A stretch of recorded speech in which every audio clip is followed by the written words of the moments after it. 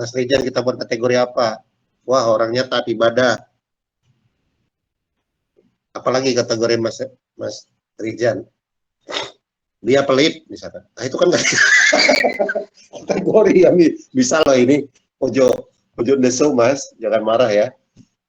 Sekarang apa lagi? Ya dia penyayang hewan dan tumbuhan. Ini kalau ada dari rumah pergi ke kantor atau pulang kantor, ditanya macam apaan sih lu, Jen?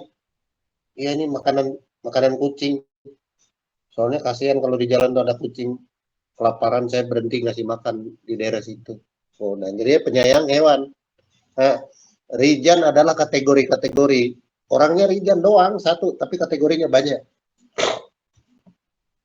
Rijan bisa juga lagi siang atau sore nanti menjadi pelanggan bioskop. Itu Rijan. Rijan juga bisa menjadi apa? Menjadi kategori yang lain. Jadi substansinya tetap satu, tapi kategorinya banyak. Rijan misalkan adalah kalau dia udah menikah ya suami si ini. Nah itu dan seterusnya dan seterusnya. Jadi kata kuncinya ada 3 ya dalam akuntansi. Nanti ini akan diubah ya. Nawar itu kalau di akuntansi yang membuat laporan, nawen yang dibuat, nawennya adalah proses membuat laporan keuangan. Jadi nawar subjek, nawen objek, knowing proses, knowledge adalah pengetahuan. Jelas itu cuma beda-beda dikit. Ada knower, known, knowing, dengan knowledge. Bahasanya keputar-putar Mas Arda, tapi ya itulah intinya. Ya, jadi kalau kita memahami sebuah benda atau apapun, itu banyak kemungkinan. Banyak kemungkinan-kemungkinannya, ini tidak pasti. Nah, saya masuk halaman berikutnya. Apa itu akuntansi, teori, dan positifis? Nah, teori itu apa kalau mau dibaca ini? Teori akuntansi itu apa sih? Kalau ditanya, kamu jurusan akuntansi. Akuntansi itu apa? Dia jawabnya gampang. Dia yang paling pokok karena dia animal rasional, maka akuntansi itu ya matematis. Dengan matematik aja. Kita hitung matematis. Tapi kalau ingin dikembangkan lebih lanjut, ya ilmu ya sekaligus seni. Bahkan melampaui itu bisa. Ilmu dan seni itu yang umum orang pakai. Tapi kan harus ditafsir lebih dalam lagi. Cuma ya cukuplah seperti itu. Kemudian yang kedua, teori itu apa? Mau ditanya. Teori itu ya dialektis saja antara berpikir deduksi dan induksi. Nah, keduanya harus bersifat koherensi. Ini kalau ditanya teori itu proses berpikir deduksi ke induksi atau induksi ke deduksi.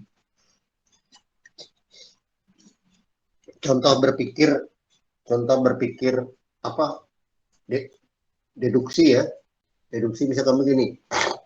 Semua aset bersaldo debit. Jadi semua aset itu kan banyak elemennya. Mulai dari aset lancar, aset tetap. Pokoknya cara logis kita bikin namanya deduksinya. Semua aset bersaldo debit. Wes. Hal-hal umum ke hal-hal khusus. Itu namanya deduksi. Ini kita tarik lagi satu. Tanah adalah aset. Nah, hal-hal umum ke hal-hal khusus. Lebih kecil lagi. Lalu kita bisa simpulkan tanah itu apa? Tanah pasti bersaldo debit. Wes, monotok kok, gampang. Gampang ya? Itu namanya jadi deduksi. Nah, sekarang kalau kita pengen tahu induksinya gimana? Ya kita cari aja di Mbah Google. laporan keuangan PT Telkom, coba aja klik. Nah, coba Anda lihat laporannya, dia ada di mana tanah itu dilaporin, debit. Nah, berarti antara konsep tadi dengan fakta sama. Lalu ada koherensi, apa yang kita pikir sama dengan fakta. Induksi itu adalah fakta. Fakta ya. Maka itu disebut deduksi itu bersikap rasional. Bisa juga dia bersifat a priori. A priori itu ditetapkan sebelumnya, bahkan rangka pemikiran. Semua. Nah, kalau semua itu seluruhnya, hal-hal besar namanya. Semua makhluk hidup punya mata. Kucing adalah makhluk hidup. Kesimpulan, kucing pasti punya mata. Itu deduksi. Nah, kalau begitu, saya dan Mas Rijan jalan dari ujung Ciledug sampai ujung Meruya. Cari kucing. Ketemu ada 30 ekor. Semua punya mata. Oh, berarti kesimpulannya benar. Itu namanya induksi atau empiris. Teori itu apa? Sama yang kita pikirkan dan ada fakta. Kalau pikiran nggak ada fakta, ya namanya baru pemikiran murni. Pemikiran murni itu harus diuji dengan fakta. Itu kira-kira ya. Semua namanya silogisme ya. Makhluk hidup akan mati. Sokrates adalah makhluk hidup. Sokrates pasti mati. Tapi Sokrates kejauhan ya. Siapalah pahlawan Indonesia. Nah, kita cari makamnya. Oh iya, ada makamnya ini. Ini ada petilasannya makam. Oh iya benar. Semua makhluk hidup itu mati. Nah, itu cara berpikir mudah lah. Saya kasih contoh. Jadi teori itu adalah kontemplasi dialektis antara yang logis dengan yang empiris. Dan keduanya memiliki hubungan. Maka dari sini bisa muncul akuntansi itu begitu. Dia dialektis saja. Ilmu itu apa? Ya ilmu itu bisa berbasis matematis dan empiris. Maka Anda nanti kalau nyusun tesis Mas atau Mbak ya atau Ibu di sini teman-teman, ya Anda pasti nyusun dua hal itu. Bab 1 2 3 itu adalah berpikir deduksi, bab 3 4 itu berpikir induksi. Jadi tesis yang Anda bikin besok ya udah setahun lagi itu dua hal itu yang Anda tulis. Deduksinya mana, jurnal terdahulunya mana, masalahnya apa, modelnya apa, ya udah itu bab 1 2 3. Bab 4-nya Anda cari datanya di lapangan, bisa pakai kuesioner, bisa pakai data sekunder, bisa data primer. Nah, diuji.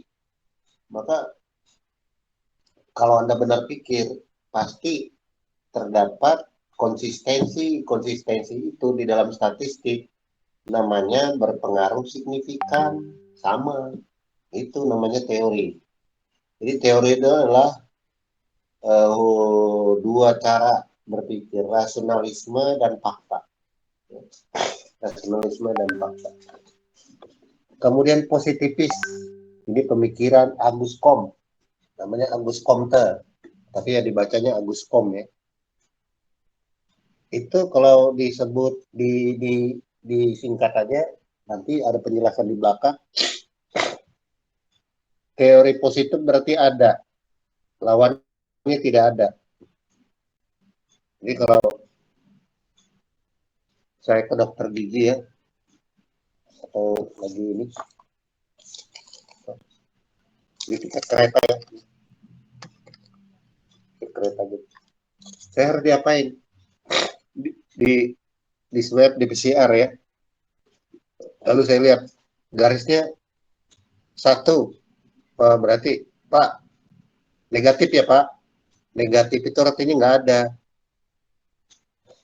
Kalau garisnya dua, astagfirullahaladzim, saya harus isoman, isolasi mandiri. Jadi positif itu artinya ada. Itu aja sederhananya. Ada faktanya dah. Jadi positivisme itu ada, ya sama seperti Anda atau orang tua kita tes tes apa ya? Tes diabetes nih, periksa dokter. Nanti tunggu ya. Nanti besok sore diambil labnya, Pak. Ya, makasih. Datang sore kita ke dokter. Dok, gimana hasil saya? Alhamdulillah, Pak, negatif semua, Pak. Negatif artinya apa? Tidak ada penyakit. Alhamdulillah. Tapi nek positif, astagfirullahaladzim, Masya Allah. Jadi positif itu artinya ada. Itu istilah supaya gampang ya. Jadi nek konco kumbien, teman saya dulu, pacaran begitu ya. Tiba-tiba dia bilang, cewek aku telat men loh, anu bang. Gua tuh, bener nggak cewek mau telat men? Iya, iya udah.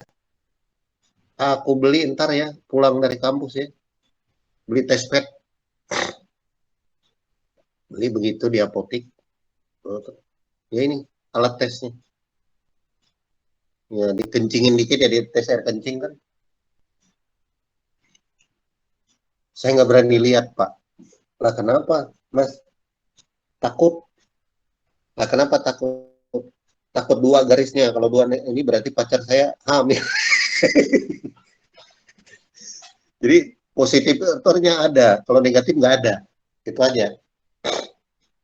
Jadi ada itu ya harus dibuktikan. Kalau nggak ada pembuktiannya yang namanya omdo, omong kosong. Ya.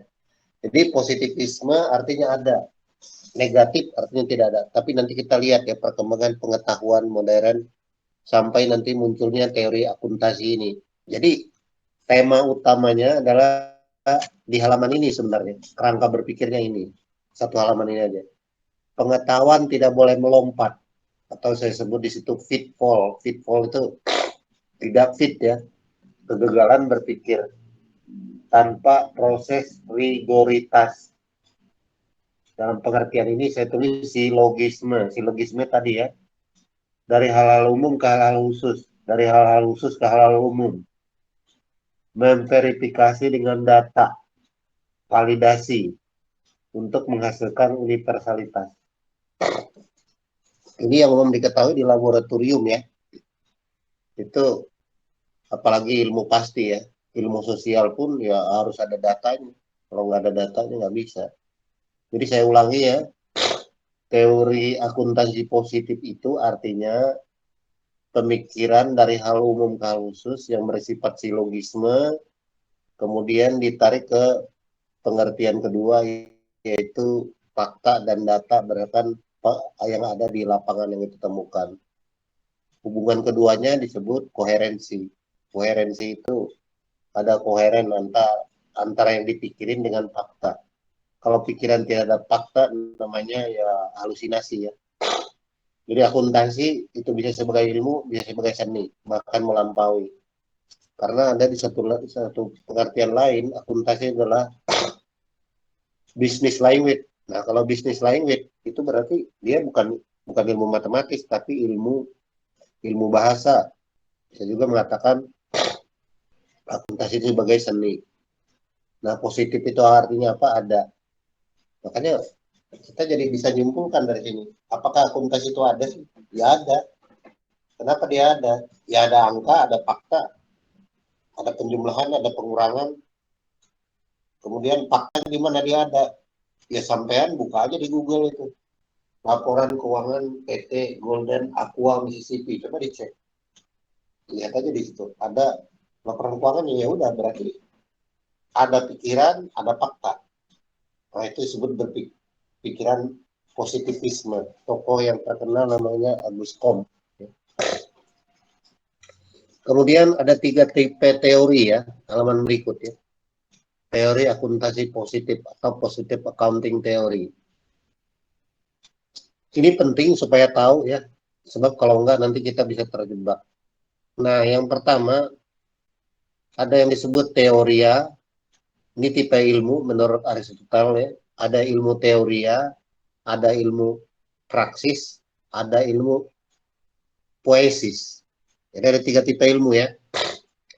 Nah, ilmu teori ya itu jelas seperti akuntansi tadi adalah matematika, fisika. Tujuannya apa? Menentukan kebenaran. Jadi teori akuntansi itu mencari kebenaran. Maka tidak ada perdebatan kalau Anda ujian skrip tesis tebal ini ya. Ini kan saya baru ujian kemarin tebal ini. Tidak ada perdebatan karena data yang dia kumpulkan udah penuh. Lapiran semua datanya berapa tahun ya. Diambilkan semua. Kemudian ada uji common effect, uji random effect, ya, uji Hosmer ya. Diuji datanya. Ini ada datanya banyak. Jadi teori akuntansi diuji oleh mahasiswi ini adalah dia menguji mencari kebenaran bahwa skala perusahaan itu dapat mempengaruhi opini audit. Jadi kalau perusahaan kecil katanya auditnya lebih susah daripada perusahaan besar. Ya kenapa? Ya karena dugaan teori dia adalah kalau perusahaan kecil itu dia belum menerapkan good corporate government, belum menerapkan tata kelola perusahaan yang baik. Nah itu perusahaan kecil. Tapi kalau perusahaan besar malah lebih gampang dia audit. Kenapa? Karena dia udah menerapkan praktek GCG. Nah, itu kan dugaan. Dugaannya diuji pakai fakta. Lalu muncullah tesis mahasiswa seperti ini. Ya sudah. Jadi tujuan kalau ilmu teori ya itu dia mencari kebenaran. Sebab dengan kebenaran tujuannya adalah kebahagiaan. Kemudian ilmu ketiga, ilmu poesis ya. Ilmu poesis itu dikaitkan dengan kegunaan, bukan kebenaran. Contohnya apa? Kalau beli nasi goreng itu nggak perlu harus benar cara bikinnya. Ini tuangin minyak dulu, baru nyalain kompor, atau nyalain kompor dulu, baru tuangin minyak. Nggak terlalu penting. Karena yang paling penting adalah ini nasi goreng enak apa rasa kobokan. Kalau rasa kobokan ya orang laku. Jadi dilihat dari kegunaannya, itu namanya ilmu poesis.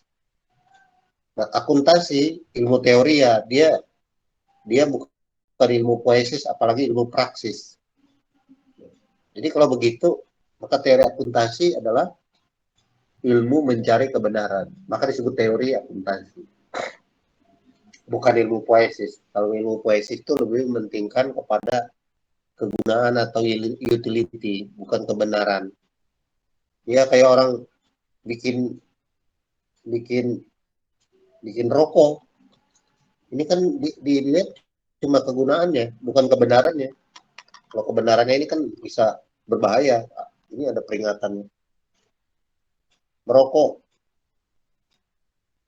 dapat terkena kanker tenggorokan, serangan jantung, dan impotensi. Nah, ada. Ini udah diberitahu, tapi orang tetap aja merokok karena menurut dia kegunaan lebih penting. Merokok ya lagi stres ya. Ya daripada bengong Pak, mending ngerokok. Kan nggak ada alasan ilmiahnya. Jadi itu produksi produk ya. Nah, kemudian kalau ilmu praksis itu bidang ilmu estetika, politik yang tujuannya sulit ditentukan kebenarannya. Etika itu kan bisa relatif antara satu orang dengan orang lainnya. Begitu juga ilmu politik. Ilmu politik itu ya kebenarannya berdasarkan konsensus. Rakyat yang milih pemerintah, rakyatnya tidak sama antara yang bodoh dengan yang pintar. Suara Anda master, tapi sama dengan mohon maaf orang yang nggak tamat sekolah yang buta huruf. Tapi jumlah suaranya sama. Itu benar apa enggak? Ya kita nggak tahu. Defensi nggak nggak benar juga ya. Tapi ya sudah. Jadi tidak bisa ditentukan atau sulit ditentukan nilai kebenarannya. Nah itu ya. Jadi kesimpulan dari tradisi akademik, maka teori akuntansi itu ilmu menentukan kebenaran. Maka itu kalau di audit itu Mas, nanti Anda akan ikut mata kuliah itu, konfirmasi dan rekalkulasi itu penting. Jadi kalau ada laporan Anda, dibuat yang namanya kertas kerja. kertas kerja audit. Nah, kertas kerja audit itu ada 3 kolom ya, itu per klien, per audit. Nah, di sebelahnya ada selisih nggak material atau tidak. Jadi harus dicari faktanya. Faktanya adalah kebenaran. Cara menyusun laporan. Pertama, asas standar akuntansi menyatakan laporan itu harus disusun secara konsisten. Jadi tidak boleh dirubah metodenya. Metode A ya metode A. Apakah Anda misalkan menghitung amortisasi obligasi? Bisa ada 2 metode menurut akuntansi. Bisa pakai metode bunga efektif, bisa pakai metode garis lurus. Nah, metode itu nggak boleh dirubah. Sebab kalau dirubah nanti jumlah angka yang dihasilkan menjadi tidak konsisten. Maka akuntansi menghendaki adanya konsistensi penerapan standar. Nah, itu dicari faktanya. Nah, makanya disebut ilmu teori ya. Accounting teori lalu disebut. Atau orang menyebutnya filsafat akuntansi juga boleh. Karena filsafat dalam artian di sini adalah proses mencari kebenaran. Sama ya. Teoria itu ya sama. Filosofer ya juga sama. Adalah proses memikirkan sesuatu tentang kebenaran. Dipepetkan kepada kebenaran. Oke ya. Nah, itu macam-macam cara mencari kebenaran ya. Saya ambil satu aja yang paling belakang ya. Akuntansi sebagai ada ya. Coba Anda lihat ya. Ini Platon nggak usah ya. Ini juga nggak usah, nanti Anda baca sendiri. Ini alegori Republik buku 7 juga nggak usah, nanti Anda baca sendiri. Nah, apa itu akuntansi sebagai ada? Saya ambil contoh tadi ya. Dengan menggunakan kategori Aristotle. Coba Anda lihat ya. Di situ ada 9 kategori dibuat Aristotle. Kalau mau tahu benar itu apa sih? Untuk mendefinisikan sesuatu ya. 1 substansi, 9 kategori. Itu sudah. Jadi misalkan gini, kita ingin tahu piutang ya, misalkan saya ambil contoh pakai apakah betul akuntansi itu ada piutang ya, maka ukur piutang bisa 1 pendekatan kualitasnya berapa. Kedua, kita bisa hitung kualitasnya, mutunya. Kualitas, kuantiti ya jumlah. Piutang dagang jumlahnya 10.000. Kita cek, periksa, ada. Kualitasnya gimana? Apakah piutang dagang ini bermutu atau tidak? Penjualannya, apakah ada potongan penjualan enggak? Relasinya adalah berapa jumlah penjualan kredit dan berapa jumlah penjualan tunai. Tempat itu di mana? Place ya. Place itu piutang di Jakarta lebih lancar, piutang di Jawa Barat macet, piutang di Jawa Tengah sedang, piutang di Surabaya sangat macet. Itu tempat ya. Waktunya kapan? Ya utang lancar atau utang jangka panjang. Utang lancar kalau dia 1 tahun, utang jangka panjang kalau lebih dari 1 tahun. Jadi tahunnya kapan? Date dan time ya. Ya tahun 2020 sampai 2021. Milik siapa? Ya milik PT Air Mata Berlinang. Milik PT Telkom ya. Milik siapa aja. Yang ke-8, aktif apa pasif utangnya. Ya, ini bisa ditagih apa enggak? Kalau pasif ya udah berarti harus dihapus. Nah, itu kategori cara membuat kebenaran. Salah satu contoh ya, yang lain nanti baca sendiri. Jadi ada yang namanya quality, ada yang namanya quantity. Ada namanya relasi, sebab akibat. Dan yang terakhir ada namanya modality. Nah, kebenaran itu ditentukan dengan cara ini. Jadi kalau kita mau mendefinisikan angka akuntansi, angka laporan keuangan, gunakan kategori-kategori ini. Saya ambil contoh tengah ya, harus dari konsep berpikir dari doksa ke epistema ya. Analogi define line ya, pembagian 2 garis. Nah, yang paling pertama misalkan Anda pengen ngaudit laporan keuangan, itu yang paling pertama adalah tahap A, namanya gebayangan atau gosip atau eikasia. Tahap kedua namanya pistis. Lalu dua garis membagi. Lalu ada dianoia, matematik. Yang terakhir adalah arite, kebenaran. Nah, saya ambil contoh. Contohnya misalkan begini. Kata kita kayak misalkan ngaudit, tapi ada namanya akuntan terdahulu. Akuntan terdahulu itu akuntan yang sudah pernah memeriksa laporan keuangan klien. Aku kita gunakan metode pada posisi A. Kita tanya-tanya sama akuntan terdahulu ya, lalu muncul muncul omongan ya, omongannya begini. Itu perusahaan yang kamu audit besok ya, selama saya ngaudit beberapa tahun, itu ada fraud loh di situ Pak. Bapak hati-hati kalau meriksa ya. Nah itu cuma gosip, atau ada di koran begitu berita ya. Itu kan cuma gosip, bisa benar bisa enggak.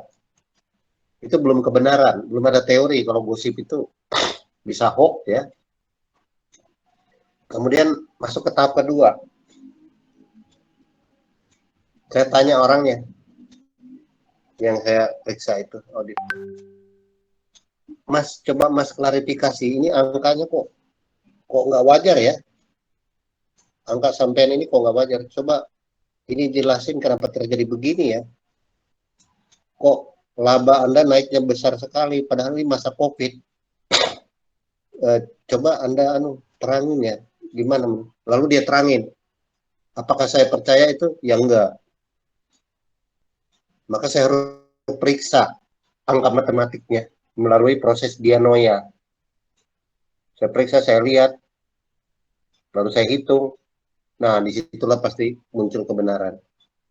Jadi tujuan ilmu terakhir adalah mencari arite. Arite itu keutamaan sebagai kebenaran. Gitu. Oke, halaman berikut ya.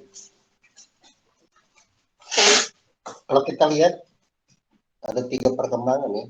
Teori akuntansi positif dari sejarah ya. Nah, bidang ekonomi itu yang bawah, Mas. Ekonomi itu yang bawah. Ini bukunya bisa dicari ya, nanti dicek-cek ya. Saya udah kasih timeline-nya. Pertama, dalam bidang ekonomi, namanya Milton Friedman, tahun 53. Sebuah tulisan yang berjudul Isi in Positivism Economy. Milton Friedman ini dan kawan-kawan itu membuat paradigma ekonomi menjadi metodologi berpikir positif. Metodologi positivisme ekonomik, begitulah. Ekonomik itu pakai S di situ. Artinya ilmu ekonomi. Economics dengan ekonomik itu beda. Ekonomik. Kemudian buku yang tengah itu ada buku ya. Ini paling terkenal. Kalau Anda S2 wajib baca dan tahu buku itu. Kalau enggak ya malu toh. Emang buku telekomunikasi apa kalau ditanya teman Anda? Ya, nah, jawab. Itu bukunya ada. Watt and Zimmerman. Watt and Zimmerman. Ross L. Watt, Charlotte L. Zimmerman. Positive Accounting Theory. Kemudian yang kedua, Theory of the Firm. Itu yang paling terkenal ya. Yaitu yang membuktikan teori akuntansi itu. Namanya Jensen McClellan. Nah, itu nama penulisnya. Itu kalau Anda lihat, yang paling kanan itu jurnal ya. Jurnal of Finance Economic. Itu hampir disitasi mungkin berapa juta ya. Karena setiap mahasiswa nulis tesis, kalau skripsi atau disertasi, kalau udah ngomong tentang pasar modal, pasti citasinya ya jurnal paling kanan ini. Namanya jurnal tentang Jensen dan McClellan yang berbicara tentang agensi teori. Nanti kita bahas. Nah, saudara-saudara sekalian, tapi ada sejarah yang lebih panjang dari itu, yaitu pendiri teori positivisme, namanya Auguste Comte. Auguste Comte. Auguste Comte itu eh, warga negara Prancis yang kemudian mengembangkan dari pengaruh revolusi industri untuk membuat teori positif. Nah, dari teori positif itu diturunkan dalam bidang ilmu ekonomi terlebih dahulu oleh Milton Friedman tahun 53, kemudian di tahun 86 atau 86 ya, muncul buku bidang akuntansi. Jadi memang akuntansi itu baru ya, belum ada 50 tahun bukunya. Namanya Positive Counting Theory. Lalu yang paling kanan muncul pembuktian teori akuntansi positif itu melalui yang namanya jurnal Jensen dan Mackling tahun 1976 tentang managerial behavior, agency cost, dan ownership structure ya. Itu sejarah ya. Nah, terserah Anda ini mau dibahas secara singkat atau langsung ke positifnya, saya tawarkan karena ini kan negara demokrasi. Apa langsung ke positifnya atau dari awal semua sudah saya sajikan. Ini tergantung Anda. Ya. Sampai sini udah cukup paham ya? Monggo gitu. Monggo kalau ada yang ditanya. Silakan.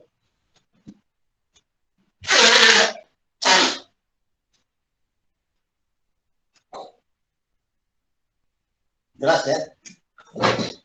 Jadi dari awal pengetahuan yang paling kuno ya, timeline-nya saya ambil yang penting-pentingnya aja ya, dari teori halaman 1 sampai halaman ini, itulah perkembangan teori akuntansi positif dari induksi ke deduksi, dari deduksi ke induksi. Kemudian kategori-kategori untuk menentukan kebenaran. Ada yang dikembangkan oleh Aristotle, yaitu satu substansi 9 kategori. Kemudian ada yang dikembangkan oleh eh, buku The Republic, yaitu 2 tahap mencari kebenaran kategori. Mulai dari doksa, gosip, ke episteme. Kemudian yang ketiga, cara membuat kategori 412 dari Kant, Manuel Kant pada buku The Critique of Purism. Contohnya sudah saya sajikan singkat. Kemudian sejarah pemikiran positif itu artinya ada 3 kajian ilmu, ilmu teoria, ilmu praksis, dan ilmu poesis. Nah itu ya. Jadi itulah teori. Jadi karena ada magister akuntansi, maka harus tahu teori positif counting. Positif itu bahwa teori akuntansi itu ada, supaya kita nggak dilecehkan orang, ah kamu jurusan akuntansi, itu kan cuma rekayasa, enak aja. Harus ada faktanya, kalau nggak ada faktanya nggak bisa. Positif itu artinya ada fakta, ada angka, ada teori. Nah, mari kita lihat ya, bagaimana itu teori positif itu bisa muncul ya. Ya kalau mau dilihat, itu prosesnya berdarah-darah ya, berdarah-darah sampai akhirnya terjadi menjadi sebuah ideologi ya. Kita lanjut halaman berikut. Pendiri teori positif namanya Auguste Comte. Positif itu halaman berikut ya, dari kata Latin ya, artinya ponere, positum bisa juga. Ponere, positum, pono, positum. Nah, kalau diterjemah di Indonesia, Anda cari aja di Mbak Google, artinya disepakati bersama-sama. Kesepakatan bersama-sama. Pono, positum. Nah, itu kalau dalam Agus Kom, itu adalah ukuran dan perkembangan masyarakat dalam struktur sosial. Nah, Agus Kom ini muncul akibat adanya revolusi industri di Prancis, yaitu perubahan paradigma kehidupan orang berpikir.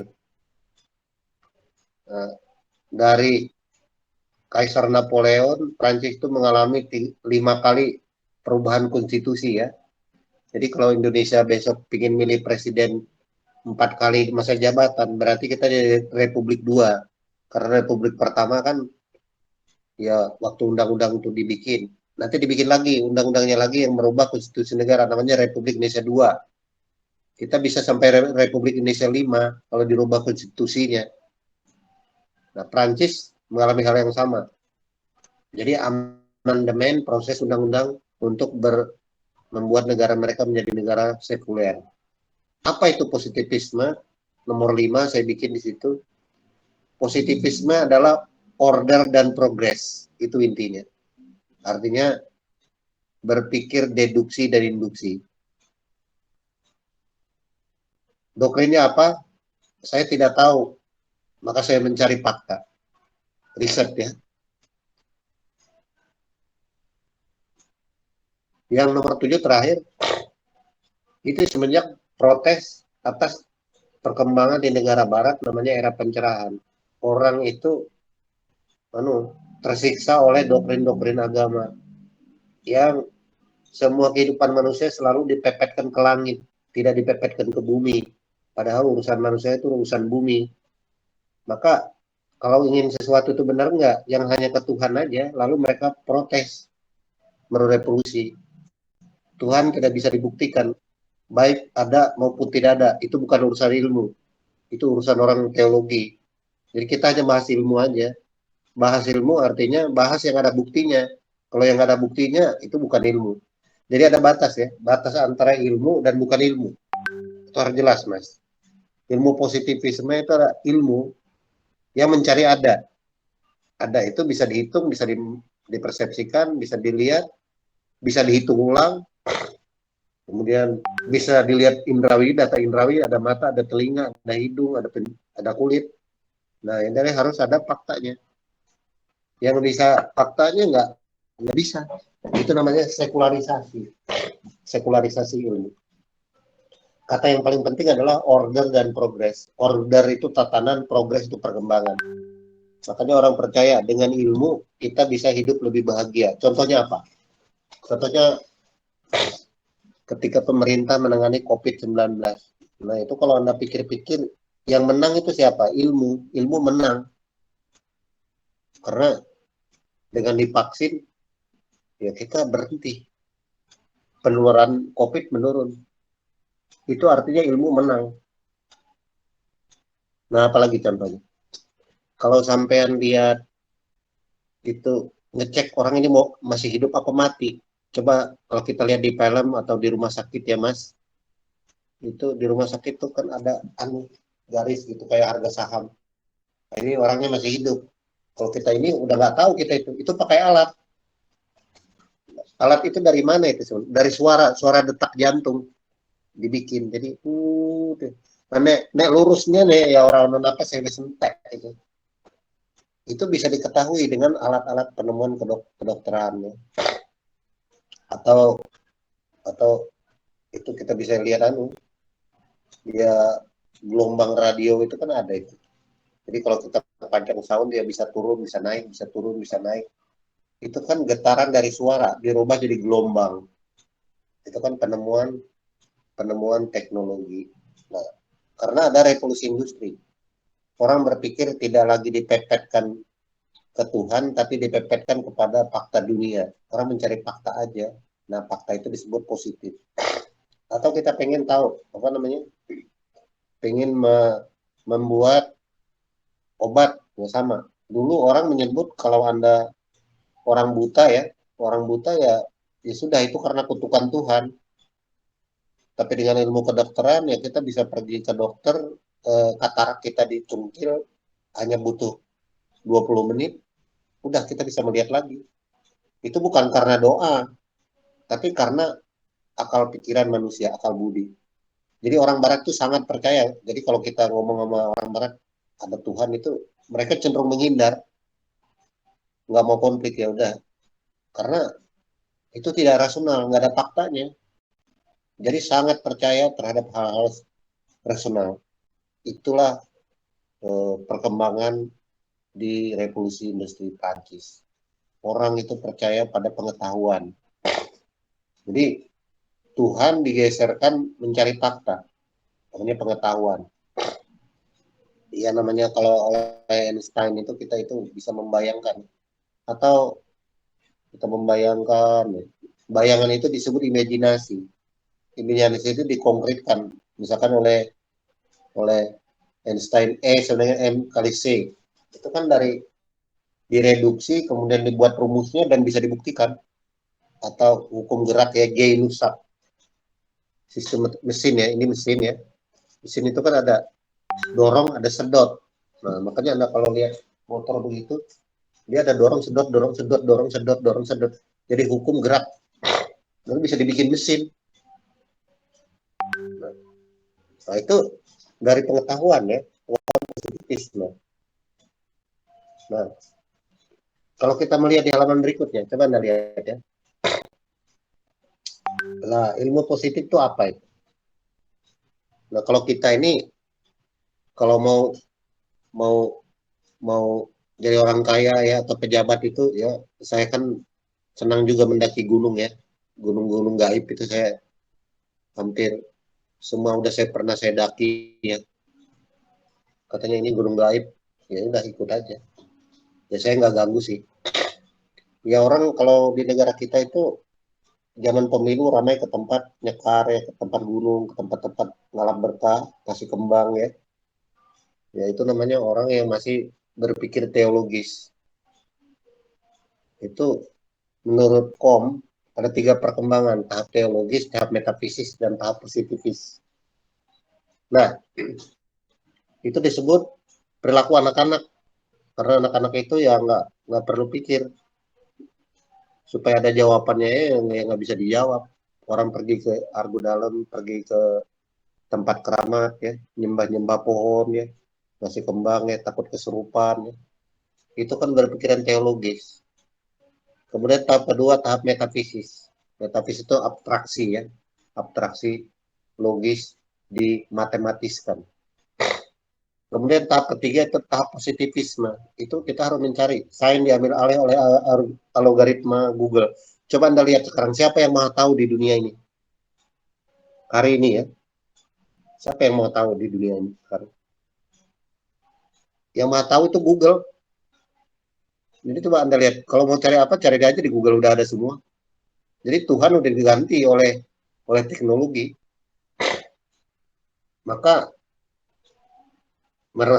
Harari, Yuval ya, 2/3 manusia itu tidak relevan, hanya sepertiga aja yang relevan dengan teknologi. Coba Anda mau bikin apa? Mau bikin bom sekarang. Tinggal cari aja di Google. Cara merakit bom. Ada ilmunya. Nggak usah tanya Tuhan. Nggak usah tanya metafisik. Nggak usah. Semua ada. Itu kenapa ada? Karena menurut Agus Kom, semua itu berdasarkan observasi dan reason. Ada akal, ada observasi. Teori positivisme. Maka, saudara-saudara sekalian, tahayul itu udah nggak berlaku lagi. Dulu orang percaya kalau orang kena apa ya? Kena cacar ya, itu karena katanya dikutuk kan, dikutuk dewa ya. Tapi dengan teknologi ya orang suntik itu, divaksin, disuntik ya udah nggak ada lagi orang kena cacar. Jadi dengan pengetahuan mas, tentu saja ilmu pengetahuan masih ada batasnya. Tapi kalau ditanya ini kenapa belum ada jawabannya, kalau kita tanya ilmuwan, iya itu lagi dicari pak, kita lagi teliti. Tapi satu saat akan nyampe juga kan. Nah, maka kalau kita melihat ya halaman berikutnya, positivisme itu apa intinya? Dunia itu harus objektif. Jadi apa yang ada di dunia kita ukur secara objektif. Cara pengukurannya udah ada, saya sampaikan tadi. Dunia ini adalah fenomena-fenomena yang nampak. Jadi yang tampak yang bisa diukur. Yang ketiga, dunia ini bersifat hubungan sebab akibat. Jadi sebab akibat atau disebut progres atau siklis atau saling mempengaruhi sebagai sistem. Jadi ada keteraturan alam yang bersifat hukum, baik di mikrokosmos maupun di makrokosmos. Kemudian saya ambil contoh ya.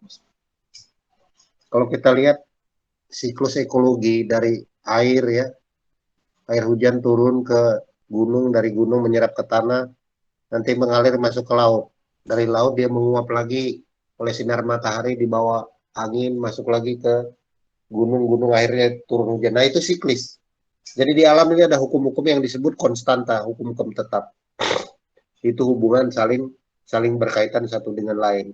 Atau dalam konteks lain peristiwa apa namanya, rantai makanan ya, tanah dimakan cacing, cacing dimakan ayam, ayam dimakan manusia, manusia dimakan tanah. Jadi ada siklus keajengan, ajek.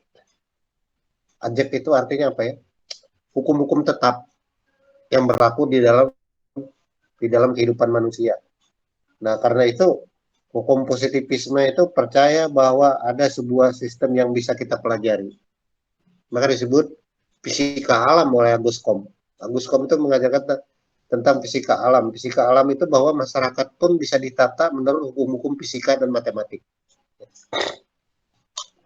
Oke ya. Jadi apa itu ilmu? Ilmu itu ada 3 kategori dalam berikut. 1 dia pengamatan, 2 eksperimen, 3 perbandingan. Harus ada pengamatan, harus ada eksperimen, harus ada perbandingan. Maka ide progres kemajuan manusia itu menjadi sesuatu yang niscaya. Nah, kalau ditanya apa kegunaan ilmu? Ilmu itu bisa memprediksi. Kita bisa prediksi, misalkan apa? Ya di tiap hari di HP kita muncul namanya apa? Perkiraan cuaca BMKG, ya ada perkiraannya. Bahwa sore nanti kecepatan angin sekian, ini sekian. Itu digunakan dalam ilmu penerbangan untuk menentukan jadwal penerbangan, kondisi grounded, dan seterusnya.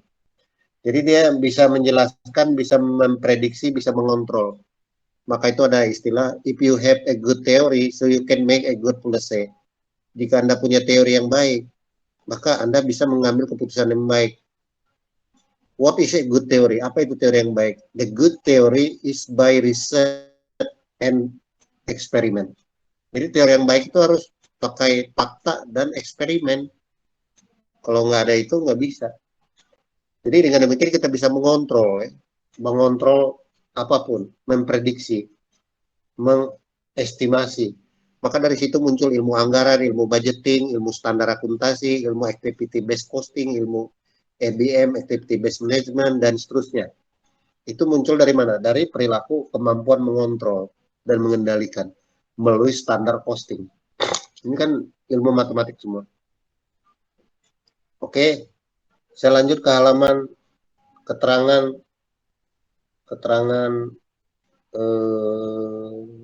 teori agensi ya. Lupa halaman berapa. Ini karena udah 1 jam lebih ya. Nah, apa itu teori positif? Saya udah gambarkan di belakang ya. Paling belakang teori accounting positif atau positive accounting theory. Itu positive accounting theory itu bersifat inductive reasoning. Ada gambar ya, saya udah bikin di situ. Kemudian accounting theory and practice. Kemudian yang paling kanan normative accounting atau deduction reasoning. Nah, muncul masalahnya di mana? Adanya konflik kepentingan antara konflik kepentingan agent dan prinsipal. Agent itu siapa? Dan prinsipal itu, agent itu adalah pengelola, sementara prinsipal itu adalah pemilik. Ada konflik kepentingan. Dari mana teori itu diambil? Saya sudah membuat kerangka pemikiran, silakan dibaca dari 3 pemikir, yaitu Hegel, Feuerbach, dan Karl Marx. Manusia mengalami keterasingan. 3 prinsip itu diturunkanlah menjadi teori Watt and Zimmermann itu. Nah, teori struktur perusahaan itu dari mana diambil? Dari Agus Comte, Spencer, kemudian Max Weber, Emil Durkheim, dan Merton. Silakan dibaca. Itu menjadi struktur pengetahuan dan kesadaran manusia. Nah, laporan keuangan itu apa? Itu laporan keuangan adalah sebagai konflik atau sistem dialektik antara agent dan prinsipal, di mana agent atau pengelola itu selalu pengen kompensasi gaji besar. Kemudian siapa lagi? Pemilik pingin dividen besar. Kemudian siapa lagi? Pemerintah pingin pajak besar. Kemudian siapa lagi? CSR pengen dibayar. Jadi perusahaan adalah totalitas konflik. Konflik antara kepentingan-kepentingan yang selalu berusaha memaksimalkan kepentingan pribadi mereka. Teori itulah yang disebut teori positive accounting theory yang disampaikan oleh Jensen dan Macklin dan Watt and Zimmerman. Nah, itulah ya. Jadi dengan demikian muncul aplikasi-aplikasi yang dilakukan ya. Maka ada yang disebut accounting fraud. Kenapa muncul accounting fraud? Ya karena konflik kepentingan. Kepentingannya apa? Uang.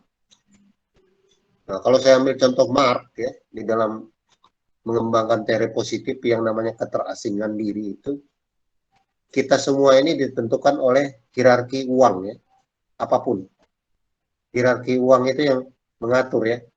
Kita mau makan juga uang yang ngatur. Kita mau mau mau kuliahnya juga ya karena ada uang. Coba kalau Anda nggak ada uang juga nggak bisa kuliah. Ya sama. Jadi uang adalah dialektik material, produksi dan menciptakan alat produksi untuk menghasilkan uang. Lalu disebut struktur sosialisme dan kapitalisme. Anda silakan baca. Nah, teori positive accounting theory adalah bagian dari ilmu yang mengembangkan struktur kesadaran manusia, yaitu hegemoni uang. Karena dia akan disebut dalam Marx itu ada yang disebut dengan kaum proletar dan kaum berjuis, yang disebut kelas manusia. Manusia itu ada kelasnya, kelas pengusaha, kelas pegawai ya. Nah, kelas pengusaha itu disebut kaum berjuis, sedangkan pegawai disebut kaum proletar. Ada penguasaan aset. Aset kita itu dikuasai oleh pemilik modal dan kita menjadi pegawainya. Sama seperti di kampung-kampung itu tanah udah bukan milik rakyat di situ, tapi milik pemilik modal. Kita jadi kuli aja karena kita hanya punya tenaga. Jadi penguasaan alat-alat produksi, kapitalisme seperti itu. Maka kita semua ini adalah masuk dalam sistem struktur kesadaran yang disebut dengan apa? Keterasingan atau alienasi. Alienasi itu keterasingan diri. Keterasingan diri Anda kerja di perusahaan orang, tapi hasil kerja Anda bukan milik Anda, tapi milik orang lain. Contohnya pegawai ngelinting rokok atau buat baju. Baju yang dia buat dari pagi sampai malam, hasil kerjanya diserahkan ke orang lain. Dia bukan miliknya lagi. Nah, coba Anda bayangin itu. Penderitaan pegawai itu seperti itu. Hasil kerjanya bukan miliknya, tapi diserahkan kepada pemilik modal. Setelah terlaku semua, nanti akhir bulan baru dibayar. Dibayar juga cuma saucerit pakai UMR. Hasil kerja Anda bukan milik Anda. Oleh Mark itu disebut ya, berhala. Ekonomi itu ya berhala juga, maka dikritik. Salah satu kritik dia membuat yang namanya menghilangkan keterasingan manusia melalui pemberontakan. Ideologinya bernama sosialisme. Lawannya adalah kapitalisme. Lalu ada suprastruktur kesadaran ya. Suprastruktur kesadaran itu yang disebut dengan ideologi yang menggerakkan manusia, bersifat dialektis. Semua materi, hubungan kita dengan teman ya, teman sama teman itu kan ada kelasnya. Ya kalau saya kelasnya ya udah kelas kelas tukang tambal ban, kelas tukang apa? Tukang ban pemulung itu teman-teman saya. Ya nggak mungkin lah saya teman orang kaya, orang kelasnya beda. Kalau kita lihat ya kalau mau pulang Jawa ada kelas ekonomi, ada kelas eksekutif, ada kelas apa namanya yang lebih mewah lagi. Ya, itu ada kelas-kelasnya. Nonton bola juga ada kelasnya. Ada kelas tribun, ada kelas VIP, ada kelas yang ngintip dari belakang dipukulin polisi. Itu kan karena masalah ekonomi semua, Mas. Jadi struktur struktur kesadaran manusia atau kelas perilaku manusia ditentukan oleh materialisme, dialektik materialisme. Jadi manusia itu akhirnya mengelompok, pengelompokan manusia. Coba Anda lihat di perumahan.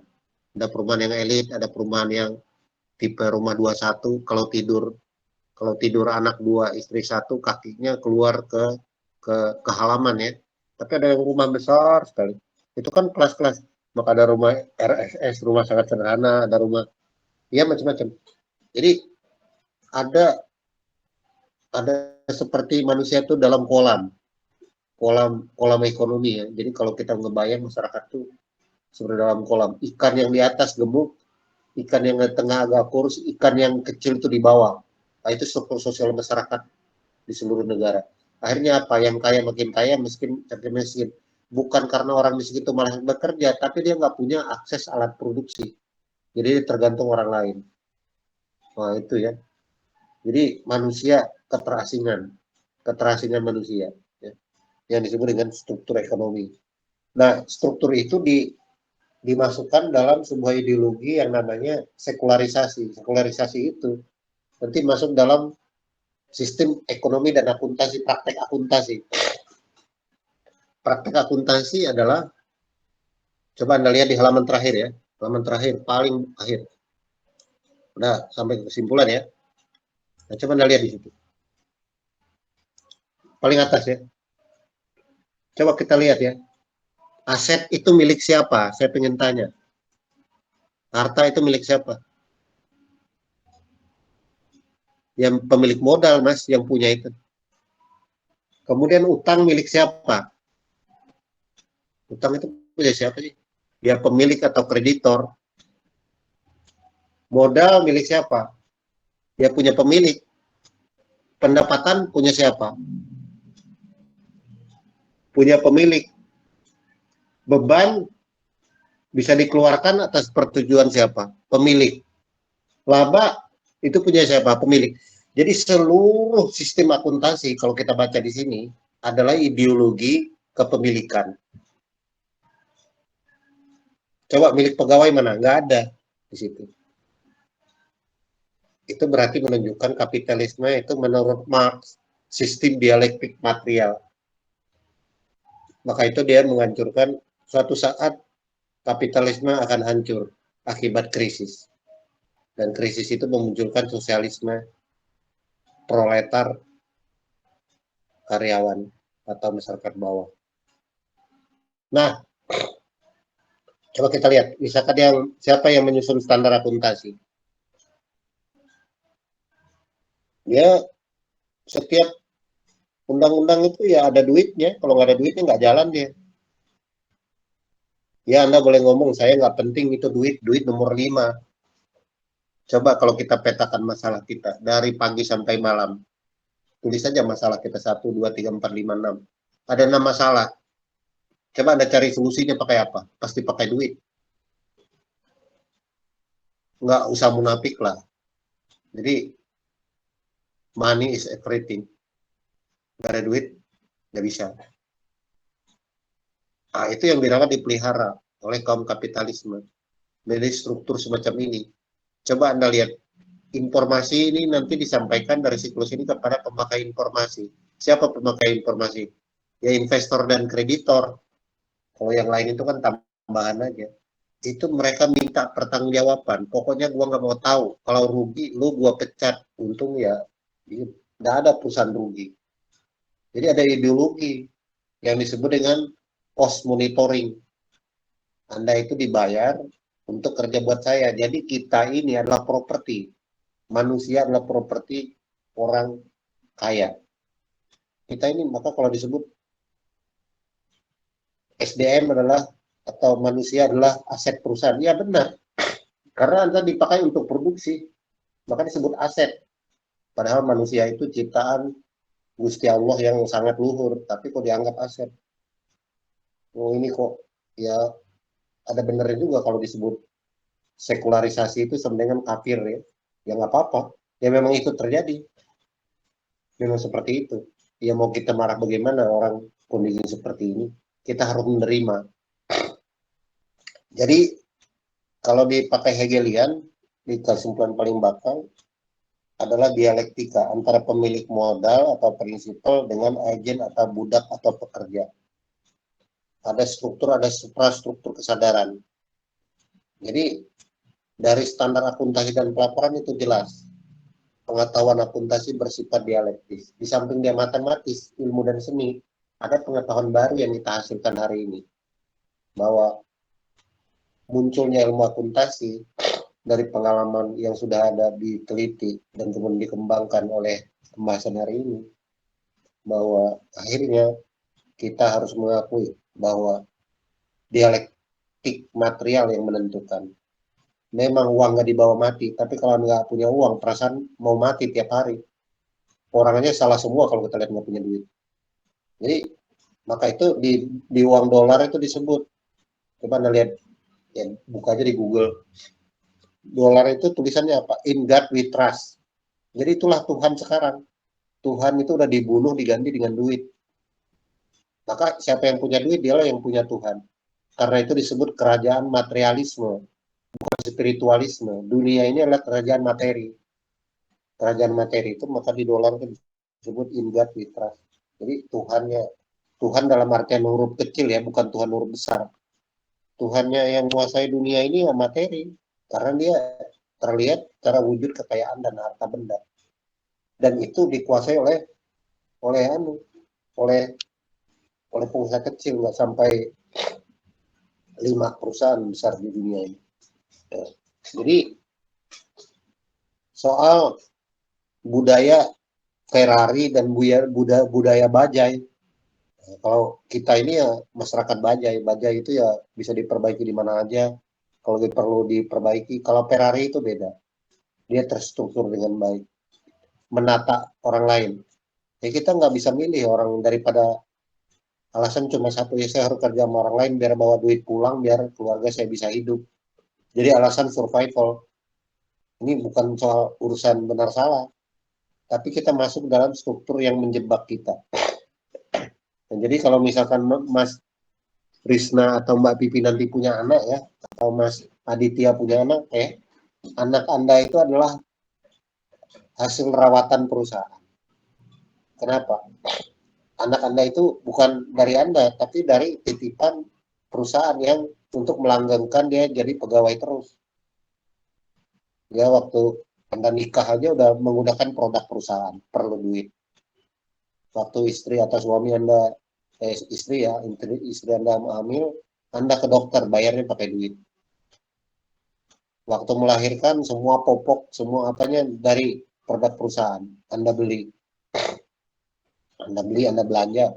Kemudian gaji Anda bukan untuk Anda bikin usaha, tapi dibuat untuk bayar dia sekolah. Nah, uang sekolahnya sampai dia kuliah dari mana dia dapat? Dari perusahaan. Setelah dia tamat, milik perusahaan lagi, kerja jadi milik perusahaan. Jadi kita ini hidup dalam sebuah sistem yang tidak bisa kita hindari lagi. Itulah yang diterangkan oleh peradaban dari timeline yang belakang. Nah, tapi kalau mau dikuliahin lagi, kenapa kapitalisme terus bertahan? Nah, nanti ada kuliah tersendiri. Ya. Nanti saya akan bawakan materinya kalau mau, di End of Ideology, di End of History, karya Daniel Bell dan Francis Fukuyama itu. Ya itulah. Ini proses sejarah yang panjang ya, sampai hari ini. Jadi ada cost agency dan cost monitoring. Pegawai itu kalau nggak efisien diganti. Maka kalau jadi pegawai jangan minta gaji besar. Ya, nanti lebih besar, tenaga kerja soalnya lebih banyak. Perusahaan sedikit, tenaga kerja banyak, maka upah jadi kecil. Wah, kalau dibahas itu nggak ada habisnya. Anda bisa mereng pulang kuliah saya, kalau dengar kuliah saya ya. Jadi udah strukturnya udah kacau balau, karena udah ideologi agama baru. Ini udah muncul agama baru. Nanti kalau Anda baca Agus Kom ya, ini udah agama baru. Agama barunya pengetahuan positivisme, sekularisme, dan kapitalisme. Ini yang merusak manusia, hanya dikuasai oleh segelintir orang. Jadi pernah ditanya ya, ada pegawai mau demo gitu, mau demo, terus ditanya sama pemilik modal, sama pemilik teleponnya, Pak Apollo itu tolong Pak Apollo tanya itu pegawai itu, masih saya kerja sama orang dulu. Itu tanya pegawainya Pak Apollo, bulan depan masih mau gajian apa enggak? Itu tanya satu. Yang kedua Pak Apollo tanya, apa Pak? Kalau saya iklanin di media, penjualan saya nggak naik. Tapi kalau saya cari pegawai besok, saya WA di grup aja udah ribuan pegawai datang. Jadi tolong tanya itu, masih mau kerja apa enggak? Nah, itu kan arogansi, Mas. Jadi kalau Anda dipecat, besok ada 2.000 orang yang melamar mengganti Anda. Jadi jangan Anda bangga kalau hanya punya keahlian. Pengusaha itu akhirnya kekerasan juga, Mas. Nah, makanya kalau saya sih tahu diri, udah saya coba pegawai itu ya sudah. Ya saya bahagia ditindas itu aja. Ini nggak pernah protes, Mas. Alhamdulillah, barokah juga, karena saya percaya Tuhan. Kalau orang-orang ini ya ada negatifnya juga, positif juga ada, tapi saya alhamdulillah menerima penderitaan dalam kebahagiaan. Oh, udah. Pokoknya iya terus saya enggak. Gak pernah saya bilang enggak sama atasannya. Walaupun atasannya ngawur. Terus saya nggak mau konflik ya. Ya memang kurang maju mungkin, tapi ya dipikir-pikir kita lawan juga percuma.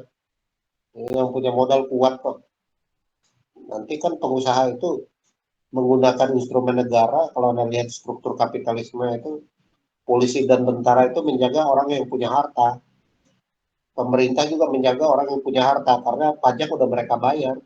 Akhirnya juga kita tetap kalah kalau mau lawan. Mau lawan bagaimana? Orang yang punya duit kok. Jadi sekarang ya jelas akuntansi itu sekuler. Tujuannya apa? Utility. Utility-nya buat siapa? Buat pemilik modal. Karena di akhir periode harus ada satu kata, return. Nah, ya orang-orang returnnya nggak iso. Wes, saya pikir itu dari saya udah lewat ya, lewat 1 jam lewat ya. Terima kasih. Ya TB-nya belum saya periksa ya. Yang belum tolong dicepetin ya untuk diselesaikan, jangan pasariha. Kalau ada yang kurang atau yang rasanya kurang pas, di WA aja di grup, Pak saya kok nggak bisa bikin ya, tolong apa ya, kita musyawarah aja.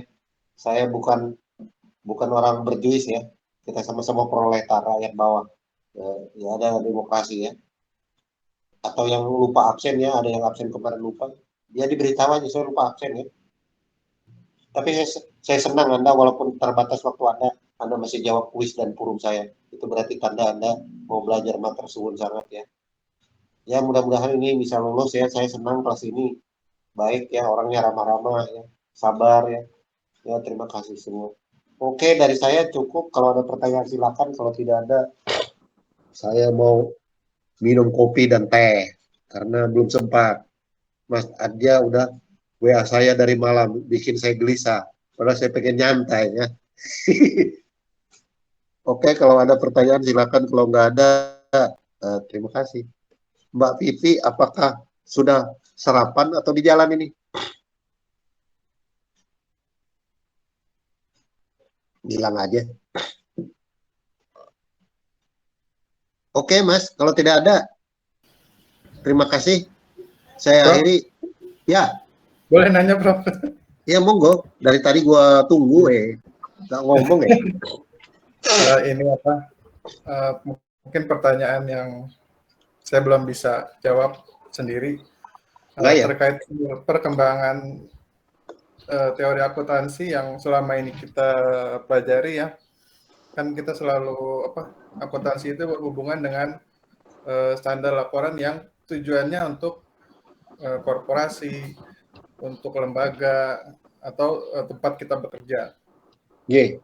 Yang kemudian yang menarik baru ini saya mulai mempelajari bahwa ya benar yang disadari kita ini sudah tenggelam dalam sebuah sistem kapitalisme yang dimana dari lahir sampai dari bangun tidur sampai tidur udah semuanya urusannya uang terus sehingga betul.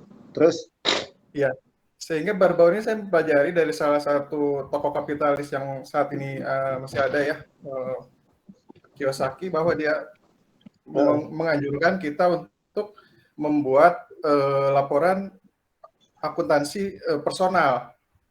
Jadi formatnya ya nggak sama dengan laporan akuntansi korporasi, tetapi lebih untuk tujuan personal, di mana kita bisa mengukur keuangan kita masing-masing.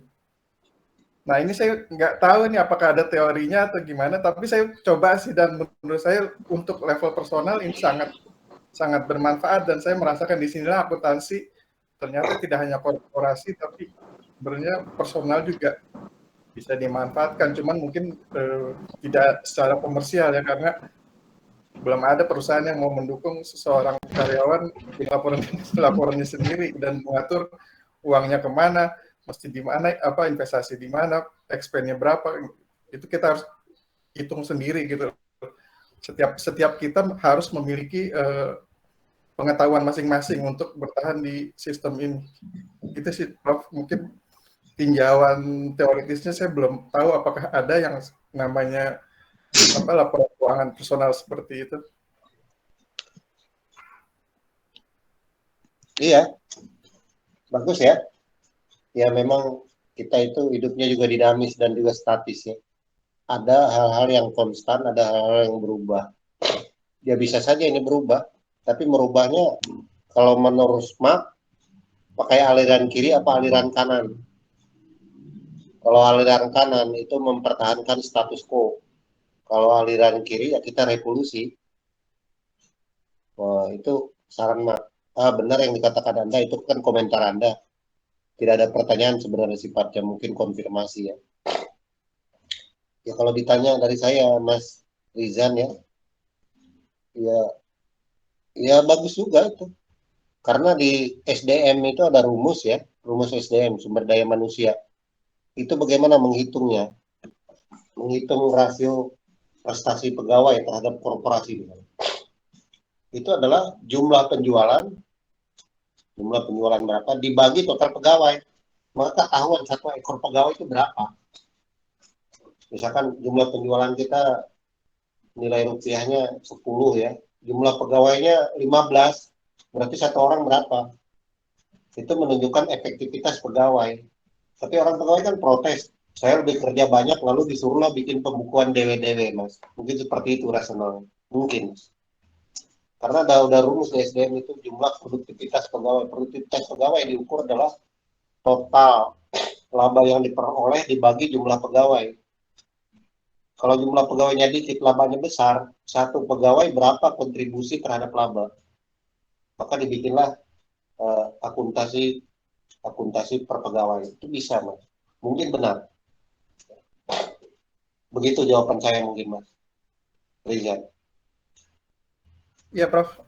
Maaf, tapi maksud yang ingin saya kemukakan adalah laporan keuangan ini adalah bersifat personal, artinya ada dari sudut pandang kita sebagai manusia gitu, dan sebagai entah kita karyawan, entah kita pengusaha, entah kita pelajar, kita disarankan untuk buatlah laporan keuangan supaya kita tahu kita ada di mana. Dan ya Kiyosaki itu mengibaratkan kita ini hidup ini dalam ibaratnya lagi permainan gitu. Misalnya kita main golf atau kita main bowling, maka nanti laporan akuntansi adalah scorecard-nya masing-masing kita gitu. Dan dari situ saya mulai, oh ya ini, ya saya pelajari dan saat ini ya masih ongoing sih, masih mempelajari apakah dia positif apa gimana. Mantap, teruskan cita-cita ente. Tapi intinya ada yang disebut indeks Gini rasio ya. Indeks Gini rasio itu atau indeks kemiskinan sama ya.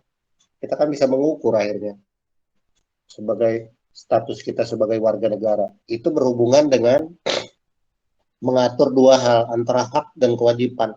Hak-hak itu adalah apa yang kita miliki. Sedangkan kewajiban apa yang harus kita selesaikan.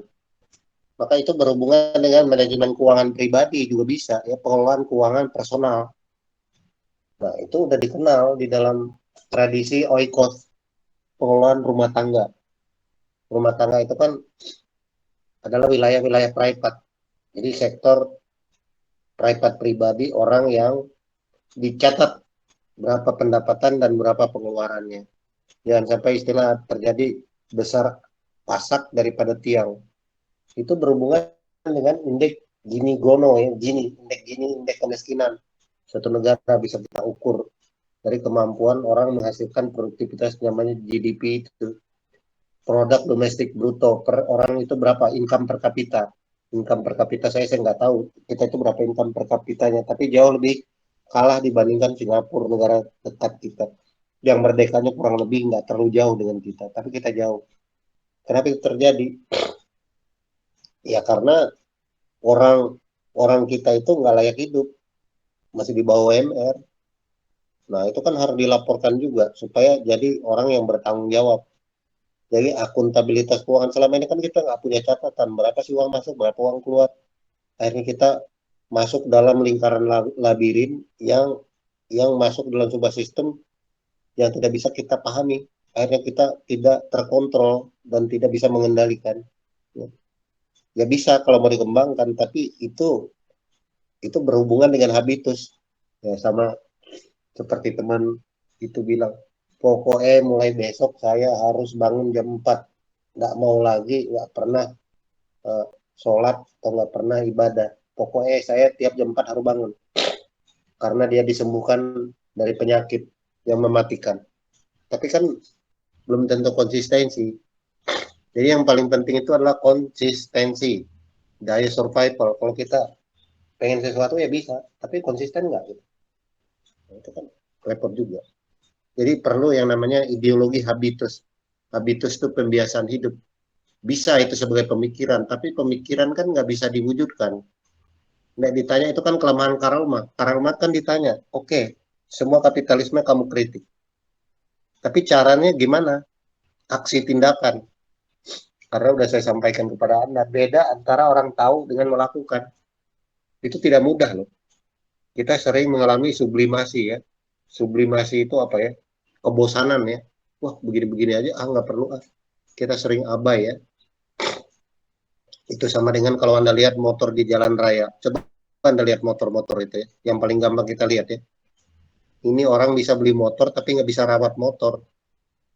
Jadi membeli motor lebih gampang daripada merawat. Maka udah bunyi ya, timing bellnya udah bunyi tetap aja dipakai. Akhirnya ketika kecepatan 40 putus timing bell dari belakang ditabrak orang. Akhirnya kecelakaan. Yaitu karena kelemahan kita tidak konsisten. Padahal buku petunjuk penggunaan motor mobil itu udah ada, sekian kilometer harus cek, ini harus cek tiap berapa bulan. Ada buku petunjuk manual ya, tapi kita nggak ikuti. Maka terjadilah masalah. Nah, itu nggak apa-apa kalau Anda jadikan sebagai apa namanya buku instruksi manual kehidupan. Ya bagus. Berarti ada upaya untuk memperbaiki cara keseluruhan dan butuh konsistensi dan stamina. Kadang-kadang kan stamina nggak kuat itu. Itu sih mas. Ya semua ada sisi baik, sisi buruknya. Nggak ada yang buruk semua, tapi yang nggak ada yang baik semua. Saya pikir itu mas Rizal.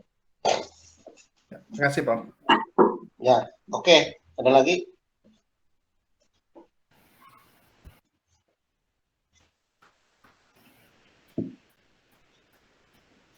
Baik, kalau tidak ada, saya akhiri matar sembah suwun sangat.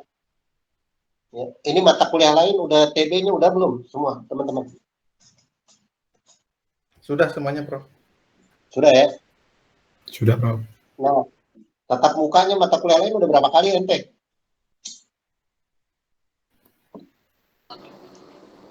Tiga kali ya? Kalau nggak salah sih 3 kali Prof. Mata kuliah lain? Iya, yang paling banyak sih 3 kali pertemuan Prof. Dalam bentuk Zoom ya? online Prof ya. Iya. Zoom. Iya, iya. Mata kuliah apa mas? Ini maaf ngomongnya kemana-mana. Saya ukur-ukur saya soalnya.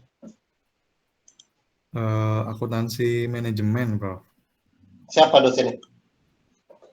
Pak Muhyarsyah. Ya. Oh iya dia rajin itu. Terus siapa lagi? Kalau itu saya tahu. Sisanya sih yang e-learning Prof ya. Cuma e-learning kita baru 1 kali tatap muka tuh Prof. Iya soalnya ini kan tatap muka sebenarnya Sabtu itu kuliah tatap muka. Tapi karena COVID ini jadi ya paksa saya harus kuliah-kuliah juga loh mas. Iya. Iya Prof. Ya tapi minggu depan ya mungkin enggak ya. Seminggu pre, seminggu enggak, atau 2 minggu pre, 2 minggu enggak, begitulah. Iya Begitu kebetulan. ya mas. Kalau tiap minggu enggak iso mas. Kayaknya saya susah juga ya. Padahal gimana ya.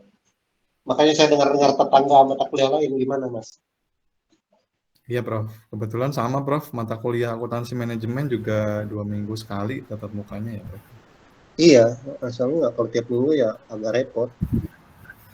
Iya Prof. Ya nanti tolong dikoordinasi ya di musyawarah mufakat semua, jangan jangan egois masing-masing, ada yang kurang ya dibantu ya, ini harus kegotong royongan juga jalan ya. Saya rasa itu ya Mas Hafidah ya, Mas Arda ya, Mas Rijan, Mbak Adit, Mbak Vivi, Mbak Rina, dan Mas Adit ya. Dan siapa lagi duanya? Ya yang lain-lain semua ya. Saya akhiri ya, terima kasih. Dan kita kembali lagi beberapa minggu ke depan. Mohon maaf atas kekurangannya. Silakan dibaca-baca itu, kalau ada yang mau ditanya boleh. Ya. Tanyanya pas kuliah berikutnya apa aja, disiapkan pertanyaan. Kalau ada yang mau ditanya kuliah berikutnya juga boleh. Saya akhiri, terima kasih. Selamat pagi dan assalamualaikum warahmatullahi wabarakatuh. Terima kasih, Prof. Ye. Prof. Ya. Terima kasih, Prof. Saya izin keluar ya. Ya. Iya, terima kasih, Prof. Ya. Terima kasih.